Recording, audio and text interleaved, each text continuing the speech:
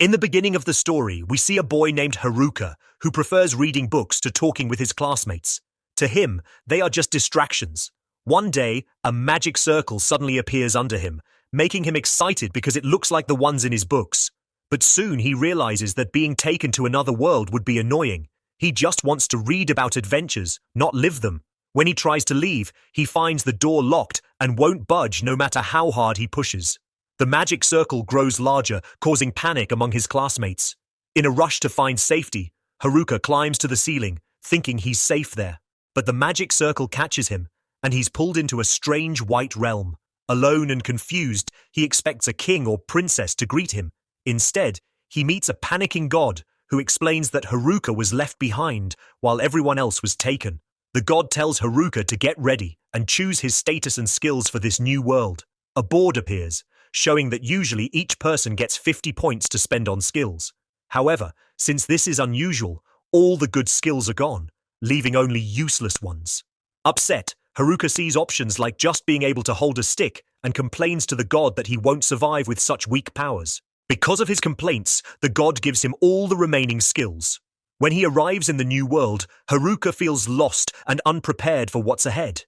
He finds a bag that surprisingly holds unlimited items and puts on some new clothes left by others, which he finds somewhat satisfying despite their low quality.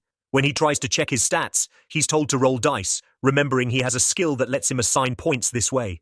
Annoyed with the god for giving him what he thinks is a useless skill, he rolls the dice and surprisingly gets a double. Unsure what this means, he faces a screen asking where to allocate his points, realizing he can't just boost his health or mana to survive. Since his abilities are weak, he decides to put all his points into luck. When he checks his stats, he's shocked to see that his luck is maxed out. He realizes the M on the dice stands for max. He also finds he has 2 extra skills and wonders if it's because he was summoned alone. He sees he has the loner title, meaning he can't form a party, but he does have a skill that lets him command others. Curious about why his classmates aren't with him, he brushes it off, focusing instead on setting up a base. As he walks through the forest, he feels frustrated by the trees blocking his view and worries about monster attacks. Then he remembers the contact lenses in his bag. He puts them on and is amazed to discover he now has an appraisal skill. He collects some edible mushrooms and keeps going until he spots a cave. As he steps inside, a stone suddenly falls in front of him, startling him. After looking around, he thinks it could be a nice place to stay. He gathers sticks and uses his temperature magic to start a fire, believing it will keep the beasts away. His magic levels up, letting him create fire directly. He makes a tasty breakfast with the mushrooms and some beef jerky he found, enjoying every bite. Planning to gather more food, he explores the forest, picking up anything he can find. But he knows he needs a plan for dealing with monsters. Suddenly, he senses something moving nearby. Curious, he investigates and discovers 2 goblins, which scares him. Checking their stats, he's shocked by how strong they are, making him doubt if he can beat them. Knowing he shouldn't let this chance slip away, he decides to fight, but worries that his stick won't be enough. He uses a skill called wrapping to add magic to his stick, which helps him defeat one of the goblins. The other goblin attacks, but he easily dodges its hits and takes it down by shooting magic from his stick. Although he knows he has a lot to learn, he feels proud to have won his first battle. Back at the cave, he finds a wooden club from the goblin, but it's too heavy and short for him to use well. When he checks his stats, he sees that he has leveled up and all his stats have doubled. The next morning, while eating breakfast, he grows tired of mushrooms and craves meat. He imagines his class representative from his old world would scold him for being ungrateful. He also notices that his appraisal skill has leveled up, but he's confused to see question marks in front of all his items, wondering if they have been downgraded. He decides not to worry about it and goes outside to practice magic. Feeling excited, he looks for food, but only finds another mushroom, wishing meat could grow on trees too. He focuses on practicing magic and uses his magic infusion skill, which boosts his magic defense and physical strength. After feeling great, he spots 2 goblins and easily defeats them. He thinks he might be able to take on 3 goblins now, but when he sees them, fear takes over, and he chooses to retreat. During the day, he keeps hunting goblins and studies magic at night. On the 5th day, he defeats a goblin in 1 hit. Then he sees a rabbit and plans to eat it, really wanting meat. Just then, he senses his classmates nearby. Using his magic sight, he looks for his class representative, someone he's known since he was young. However, he decides not to meet her, enjoying his freedom and not wanting anything to change. They hear him rustling, and just as he fears being caught, they spot a rabbit and get distracted, so Haruka decides to follow them. Even though he doesn't want to get involved, he's curious about what they're saying. He realizes they plan to go after the girls, but thinks they'll be fine since the class representative is with them. She'll see their true intentions. He jumps in and defeats the goblins. The nerds thank him for saving them, but he has trouble speaking normally since he hasn't talked to anyone in a while.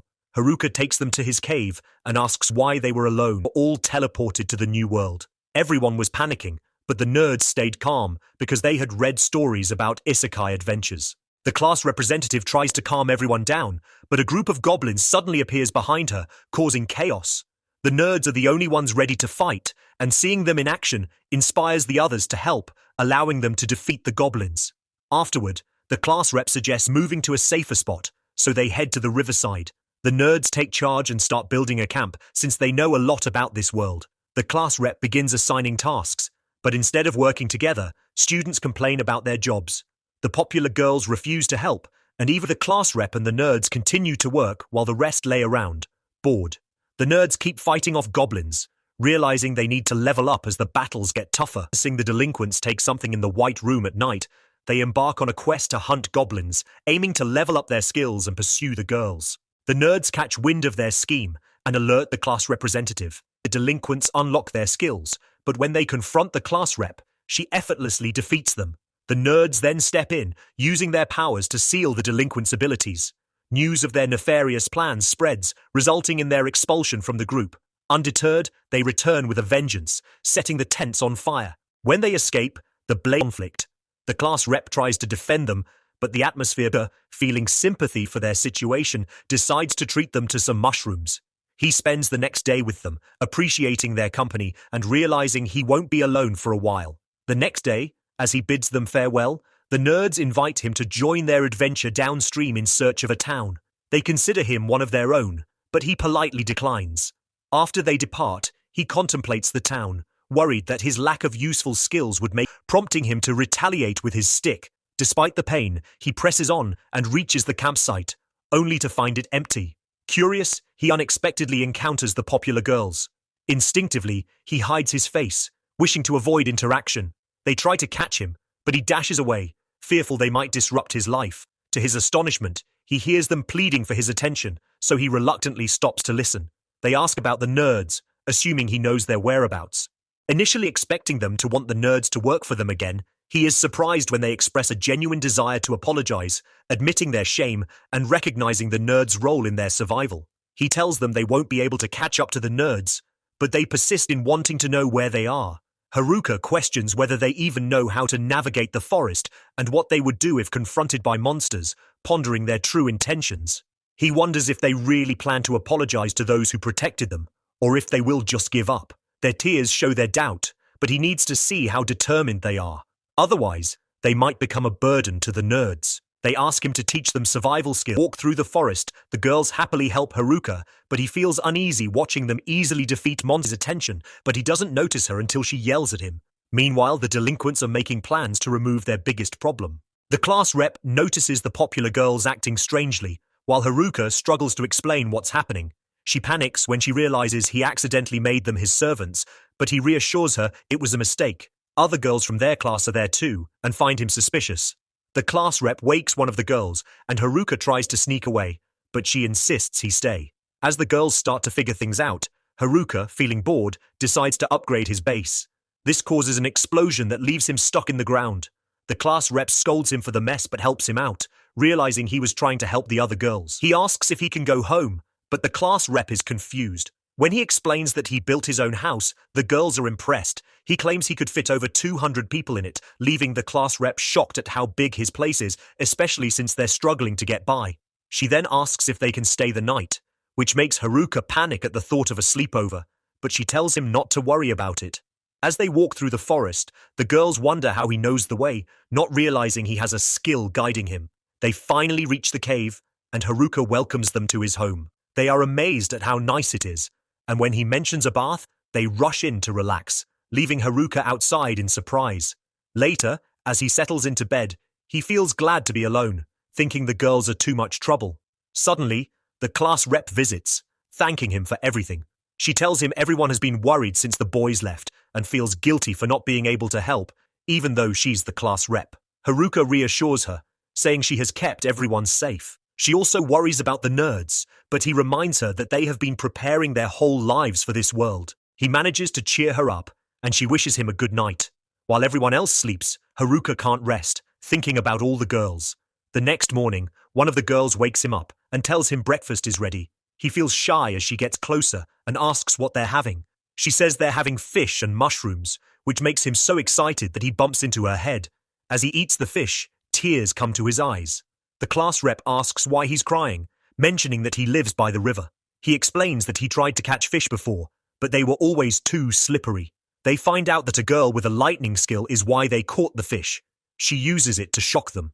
Haruka asks to see her skill again, and when she shows it, he uses his packing skill to grab it and throws it into the river, releasing the lightning. Excited, he realizes he has learned lightning magic too.